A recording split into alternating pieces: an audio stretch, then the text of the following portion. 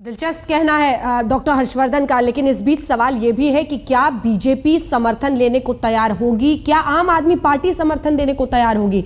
इस मसले पर बलबीर पुंछ से बात की हमारी संवाददाता रीमा पराशर ने। सुनिए।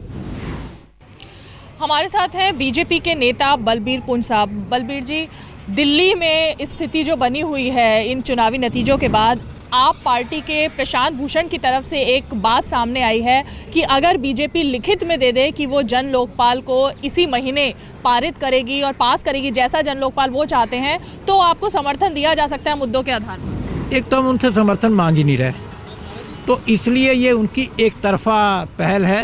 It is a one sided affair. और हम जानते हैं कि इस चुनाव के अंदर हमको जनादेश नहीं मिला, हमको मैंडेट नहीं मिला, और इसलिए हम किसी सरकार बनाने की ना तो पहल कर रहे हैं, ना सरकार बनाने वाले हैं, और ये जनता के ऊपर छोड़ते हैं कि वो क्या निर्णय करती है। तो क्या बातचीत के कुछ आसार हैं? क्या इस बारे में बातचीत की जाएगी, क्योंकि अभी भी कुछ समय है आप लोग? नहीं, बिल्कुल हम कोई इस बारे में बातचीत नहीं करने वाले।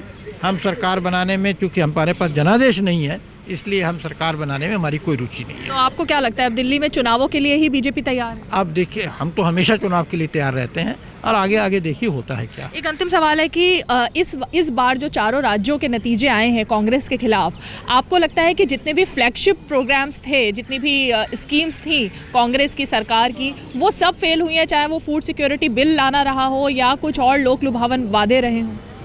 वास्तव में यूपीए 2 के साथ और उससे पहले यूपीए 1 के साथ बड़ी दिक्कत ये रही है कि प्रधानमंत्री का पद किसी के पास है और सत्ता और खजाने की चाबी किसी और के पास है।